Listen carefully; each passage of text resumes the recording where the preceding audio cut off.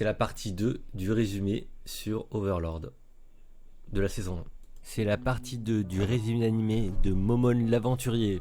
Momon et ses compagnons rentrent de leur quête. Il va aller inscrire son nouveau familier à la guilde. L'assassin attendait l'alchimiste. Alors, je sais pas si tu te souviens de l'épisode 1, la partie 1. Vite fait. Ok, bon, en gros, il venait juste de finir la mission. Momon, il dit, bon, bah, je rentre tranquille. Tu sais, ils ont récupéré le gros hamster, là. Il s'est dit, ça va être mon familier. Et du coup, il va à la guilde pour l'enregistrer.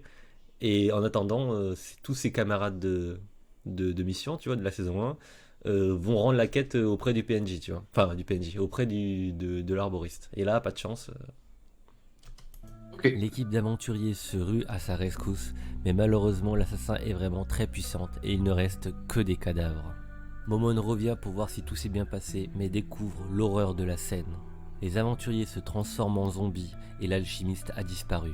Momon ne peut pas faire grand chose à part les tuer. La mort de ses nouveaux compagnons ne rend pas Momon triste. Il va demander à la grand-mère de l'alchimiste de Ah l'embaucher. ouais, il est pas triste. Il s'en bat les couilles, c'est un mort-vivant. Tu sais, il a le truc anti-émotion, tu vois. Genre dès qu'il y a des émotions, il a une espèce de pouvoir spécial qui fait qu'il contrôle ses émotions. Du coup, en fait, Ok. tu vois, toute la partie 1 de la saison 1, il est en mode ouais, copain, nouveau compagnon, tout ça. Là, il meurt et bon, bah tant pis, tu vois. Genre, Bah, allez, du coup, peut-être que je l'avais pas vu en fait, l'épisode 1. non, c'était pas l'épisode 1, c'était la partie 1 de la saison 1. C'était les 3 premiers épisodes. Non, Ok, c'était la moitié de la saison 1, quoi. Pour qu'il d'accord. retrouve son petit-fils. En échange, il voudra tout ce qu'elle possède. Elle est choquée mais accepte. Narmé va alors localiser où se trouve le gamin. On le voit entouré de squelettes dans le cimetière d'Erantel. Momon demande à ce que la grand-mère prévienne tout le monde. L'armée de squelettes essaye d'envahir la capitale et frappe fort contre la porte. Bon, on est Ah ouais, ça d'accord. toque, hein. Ouais, mais enfin, on est d'accord que les graphismes, c'est le gros point faible hein, de cet animé. Hein. Genre les squelettes, ils sont dégueulasses. Hein. Ouais, ça faisait un peu jeu vidéo 3D dégueulasse. Ouais, c'est pas dingue. C'est dommage qu'ils aient fait une animation comme ça, mais bon. Les soldats sur place ne peuvent rien faire face à un tel nombre. Jusqu'à ce que Momon l'aventurier arrive et règle le problème.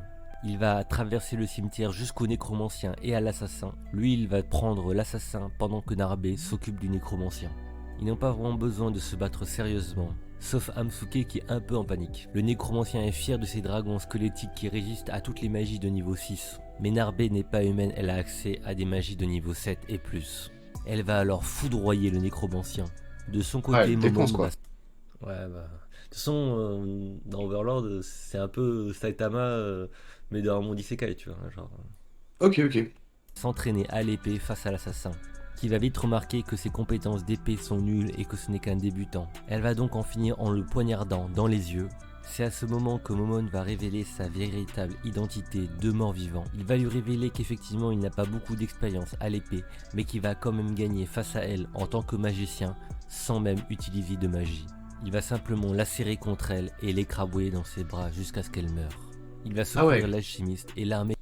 Ouais, c'est pas Donc gore là, parce que. Ouais. il vient de la buter en lui faisant un gros câlin, quoi. En gros, il a pris comme ça, comme une chips. Clac. Le coup Ok. du lapin. Je sais pas si on appelle ça le coup du lapin, mais ouais. Non, je crois pas. C'est dans le cou, ça. Enfin, c'est un coup dans le cou, le coup du lapin, non? Ouais, Je sais plus. du coup, c'est pas ça. Du coup, c'est pas ça. C'est le coup du dos, là. Enfin, je sais pas. Le coup du lapin, c'est quand t'es en voiture et que t'as pas d'appui-tête. Ah ouais? Et du coup, ça fait le coup du lapin. Non. C'est plus dur? Il y a aussi d'autres situations où il y a le coup du lapin, Oui, je crois. oui. Mais je crois que c'est ça. C'est pour ça que maintenant, les appuis-têtes, c'est obligatoire. Ok. Ok. Bah, je savais pas. Oui, bon. Pas- Ah. Du coup, là, Bon, là, il attends, là, sauve. ça, c'est l'assassin, ça. Non, ça c'est fini, là. Là, il sauve en fait l'alchimiste de la mission 1. Ah oui, ok. En gros, c'était l'alchimiste. Bon, en gros, il y a un assassin qui tue tout le monde. Ils y vont, ils le déglinguent et ils sauvent l'alchimiste. Voilà. Ok. Vivant n'existe plus. Après leur mission, ils sont promus rang de platine. Ils sont un peu déçus, ils Ah, auraient préféré augmenter au rang d'adamantite, mais c'est c'est déjà un pas peu mieux mal. que stagiaire. Mais avant qu'ils ne puissent C'est un peu fêter mieux. ça, Albedo les contacte avec une très mauvaise nouvelle. Il semblerait que Shaltir Bloodfallen, une des gardiens du tombeau de Nazarick, se soit rebellée. On apprend que c'était lors d'une mission avec Sébas et une des Pléiades. Ils devaient s'infiltrer parmi les nobles, mais malheureusement, Un humain cupide les a balancés à des mercenaires. Ils étaient tranquillement dans la charrette avec Shaltyr et deux vampires. Ils discutaient tranquillement sur leurs créateurs respectifs, les membres de la guilde de Nazarick, mais se sont fait interrompre par des mercenaires sanguinaires. Leur conducteur de charrette les a vendus. Un des mercenaires essaye d'aller toucher les seins de Shaltyr, mais va perdre son bras. C'est à ce moment que Sébastien et Shaltyr vont se séparer. Shaltyr va traquer et tuer tous les mercenaires restants, alors que Sébastien va rentrer tranquillement à la capitale. Elle va arriver dans une cage et rencontrer le chef des mercenaires, un grand épéiste. Il se dit le deuxième meilleur épéiste du royaume, mais se fait ridiculiser. Là, elle a arrêté le coup d'épée avec un ongle. Alors que c'est le Ah ouais, deuxième. j'ai même pas le temps de voir. Ouais, c'était rapide. Et juste avec son ongle, elle a arrêté l'épéiste. Deuxième Ah, elle meilleur est cheatée épéiste de du ouf. royaume. Hein. Non mais de toute façon, tous les membres du truc de Nazarick sont cheatés. Mais c'est pour ça que c'est intéressant parce que du coup, si t'as pas entendu, à ce qui paraît, elle aurait trahi le truc, tu vois. Donc un membre cheaté qui trahit un autre mec cheaté. Enfin, on va voir. Shaltyr va changer d'apparence et va commencer à tous les trucider. Dans la foulée, elle va rencontrer un groupe d'aventuriers. Une d'entre elles possède la potion de Momon, ce qui va tout de suite intéresser Shaltyr. Elle va l'hypnotiser afin d'en savoir plus sur l'origine de cette potion. Après avoir appris toute l'histoire, elle décide de la laisser en vie. Elle pense que ça fait sûrement partie du plan de Haynes. Mais une de ces vampires qui l'accompagnait s'est fait tuer au loin. Elle va tout de suite invoquer des loups vampires pour aller tuer ses aventuriers. Mais contre toute attente, ils se sont tous fait tuer par une lumière bleue. Elle va à la rencontre de ces aventuriers. Ils sont très expérimentés et travaillent en groupe. Ce sont des aventuriers de niveau adamantite d'un pays voisin. Ces aventuriers utilisent un objet de classe mondiale pour la rendre folle. Elle arrive quand même à en tuer deux avant de perdre connaissance. Après réflexion, Haynes comprend que ce n'est pas vraiment une rébellion. Il y a un sort de contrôle mental sur Shaltyr. La guilde d'aventuriers va aussi convoquer Momon pour une mission très spéciale. Momon... T'as vu, elle a des oreilles de lapin. J'avais jamais remarqué. Ouais. Mais du coup, Haynes et Momon, c'est la même personne? Ouais, c'est ça. Haynes et Momon, c'est la même personne. En fait, Ok. dans l'épisode 1, t'expliques. En gros, il s'infiltre un peu dans le monde des humains et il s'appelle Momon l'aventurier, tu vois. Ah, ok. Et du coup, c'est un personnage cheaté qui s'infiltre dans un monde où tout le monde est éclaté et lui, il est trop fort et il fait le malin, tu vois. Enfin, il fait pas le malin, mais tu sais, il découvre le monde à travers Momon. Momon se retrouve à la réunion des aventuriers. Il y a 3 autres aventuriers du même rang que Momon et leur job c'est d'aller tuer ce vampire. Momon va inventer une excuse en disant qu'il connaît très bien ce vampire et qu'il le traque depuis des années. Il dit aussi qu'il a un cristal capable d'utiliser de la magie de niveau 7 et qu'avec ça il pourra s'occuper de la vampire par lui-même. Les autres aventuriers sont plutôt d'accord, sauf un. Il ne lui fait pas confiance et décide d'aller aussi tuer le vampire. Ah, parce qu'il a posé le truc et tout. Il l'a mis dans sa poche, il s'est encore sur la table. Momon accepte à ses risques et périls. Sur le chemin, il va demander à ses gardiens de le tuer. Il fallait pas s'opposer à Haynes. Ah, ça, je m'en souviens des deux gosses. C'est des jumeaux, non? Ouais, c'est des jumeaux et celle qui ressemble à la fille, c'est un mec, et celle qui ressemble à un mec, c'est une fille. Ouais, bah logique. Le créateur était un peu chelou. Mais Haynes doit toujours s'occuper du cas Shaltyr. Haynes va commencer à utiliser de la magie pour enlever le contrôle mental. Mais surprise, il n'y arrive pas. Il prend alors très rapidement la fuite. Albedo lui demande pourquoi avoir fui. Haynes est super en colère, mais il va vite se calmer car les morts vivants ne génèrent pas d'émotion. Il va expliquer à Albedo pourquoi la magie n'a pas fonctionné. Shaltyr a été pris dans un sortilège de niveau mondial. Haynes ne soupçonnait pas qu'il y avait aussi dans ce nouveau monde des objets de classe mondiale. Haynes décide d'aller à la trésorerie de Nazarick pour récupérer des équipements. Il va faire la rencontre de Pandoras. Ils sont plutôt riches. Ouais, Ouais. Ils ont bien farmé sur Dofus, tu vois. Genre. Ah, what the fuck. Ça, c'est chaud. Actor, le gardien du trésor. C'est mon manga qu'il a créé quand il était plus jeune, mais maintenant il a un peu honte du caractère et des manières de gardien qu'il a créé. Il va s'enfoncer plus loin dans l'armurerie. C'est à cet endroit où tous ses camarades ont laissé leur équipement avant d'arrêter le jeu. Il se dit que peut-être un jour lui aussi aura le droit à une statue. Ouais, moi je pense qu'il les a hackés. Hein. Ah ouais, c'est possible. Et je me dis, les mecs qui arrêtent le jeu et qui laissent leur équipement, c'est assez rare en vrai. En vrai, ils partent avec ou ils les vendent sur des sites chinois illégaux là. On les connaît, hein.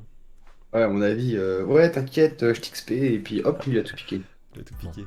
Albedo devient sentimental et le supplie de rester avec eux. C'est le dernier créateur et il faut absolument qu'il reste avec eux pour les diriger. Heinz comprend sa demande. Pour lui, les gardiens sont comme des enfants, il doit les protéger. C'est d'ailleurs pour ça qu'il va s'occuper du cas Shaltir par lui-même. Albedo lui dit qu'il n'a pas besoin d'y aller seul, tous les gardiens peuvent le soutenir. Mais Heinz a décidé que c'est lui qui allait prendre la responsabilité des actes de Shaltir. Il va se retéléporter à l'endroit où se trouve Shaltir. Demander à ses 2 gardiens de vérifier les alentours s'il n'y a pas des ennemis cachés. Il les a même équipés d'équipements très puissants. Dans le tombeau de Nazarick, Demiurge critique Albedo de ne pas aller avec Heinz Ungol pour résoudre cette affaire. Albedo dit que justement il faut faire confiance à Heinz. Shaltir est une des gardiennes les plus puissantes du tombeau. C'est trop risqué pour que Heinz aille la combattre tout seul. Il décide d'aller le soutenir, mais se fait arrêter par Coccus. Les ordres de Heinz ont été clairs, il s'occupe de ça tout seul.